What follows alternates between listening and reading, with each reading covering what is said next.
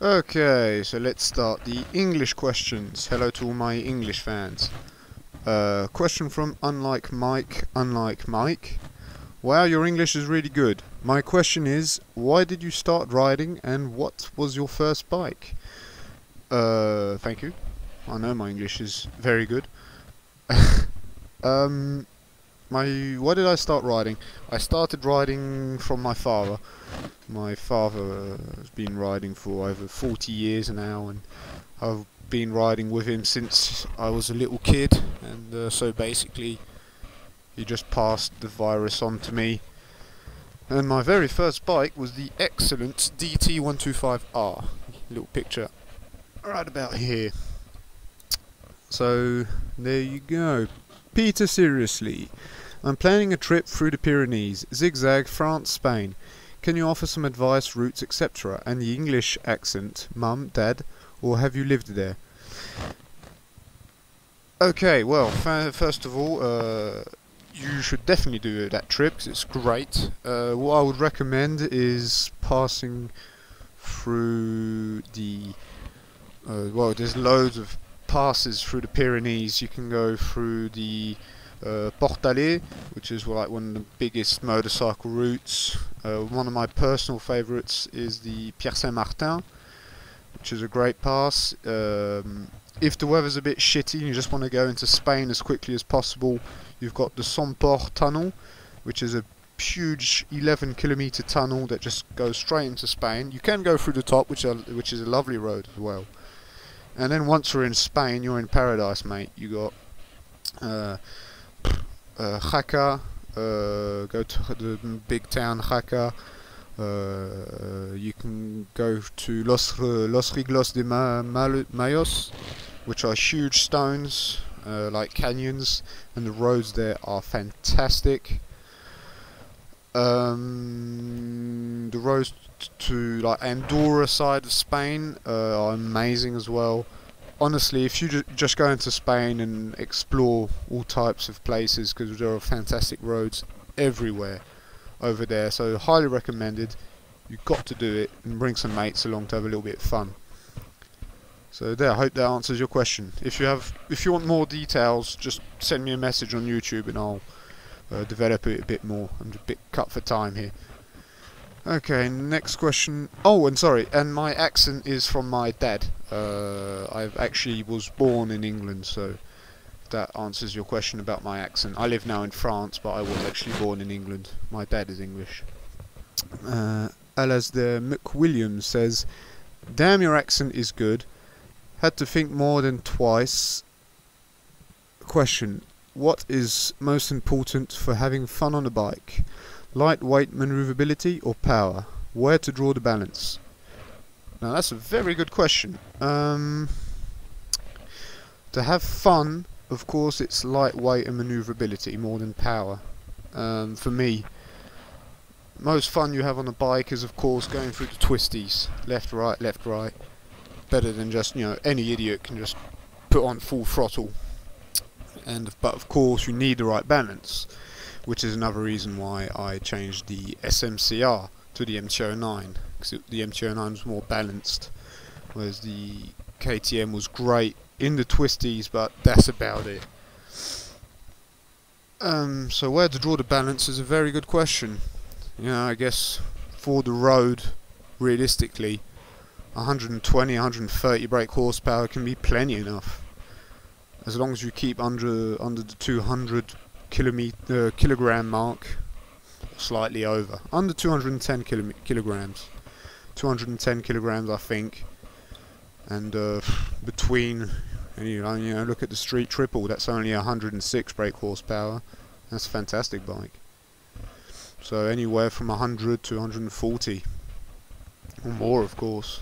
Take the Super Duke, and that's 180 brake horsepower, and that's still huge fun. That's like an expensive bike, so yeah, I hope that's answered your question. Question from Bruno Benjamini.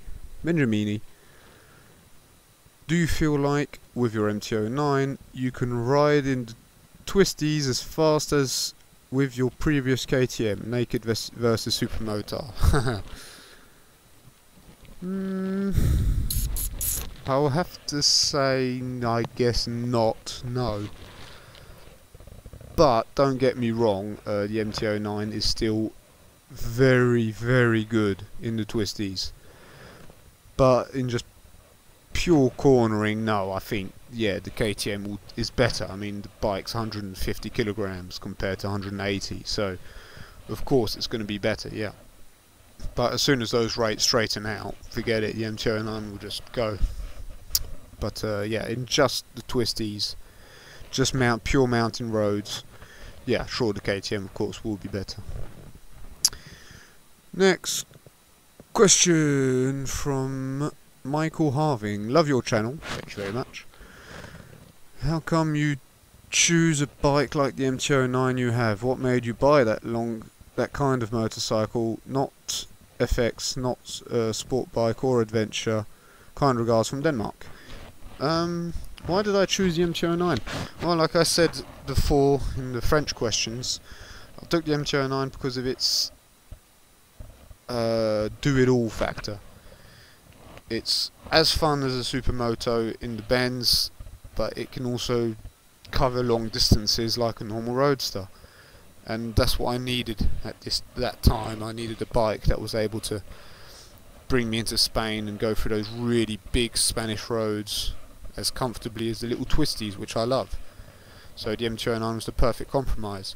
Sport bike because they're too expensive to buy and insure, and comfort, and adventure because I just want something a bit, well, sporty than an adventure. I mean, sports bike and adventure are the two other extremes. And why not FX? Well, that's why I sold my SMCR, was because not good, yeah, and wanted something more stable in the fast bends. So there, I hope I answered your question. Okay, and the last question for my FAQ is from Busted Speed Hackers. Oh shit, where's my... Okay, there we go, I'm ready. He says, I'm getting my bike, so we were talking about the SMCR.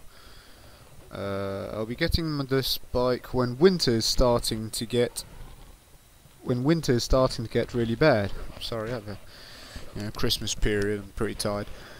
What do you advise me to do in winter? It will be my only bike. Okay, for winter, what I can advise you to do is, when it's very cold, ride like you ride when it's raining. You got to think that grip levels are going to be very low, because the road surface is going to be very cold and your tyres won't heat up very well. Be even more careful when you start in the morning, when everything is cold, because your tyres will be very, very slippery, like on ice. I should know, I'm a professional.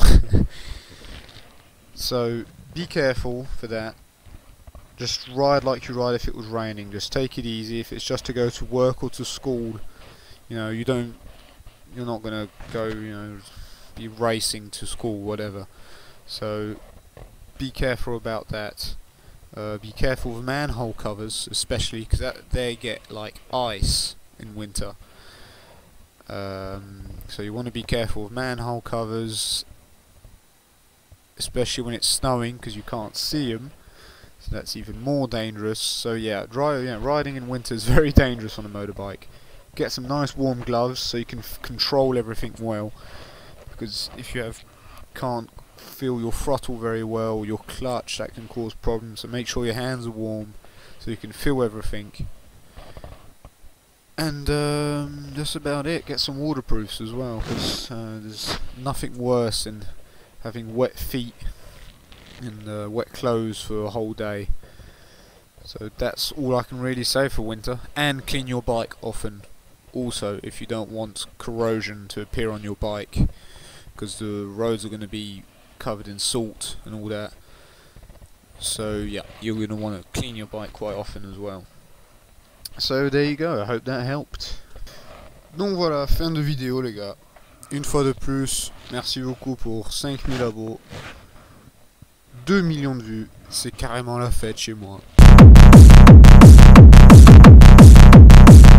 J'espère que cette FAQ vous a plu. Du coup, si ça vous a plu, peut-être que j'en ferai d'autres. Ça reste à voir.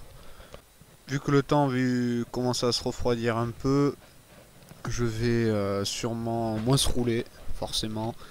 Donc attendez-vous à plus de épisodes du Canard fait coin. Ou d'autres conneries comme ça. Je vais me démerder hein, pour quand même faire des vidéos même pendant l'hiver.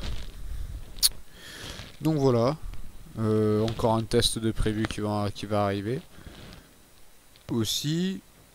Et du coup, je vous dis à très bientôt. Merci une dernière fois, parce que j'en ai ras le cul de dire merci. Et je vous fais un gros coin.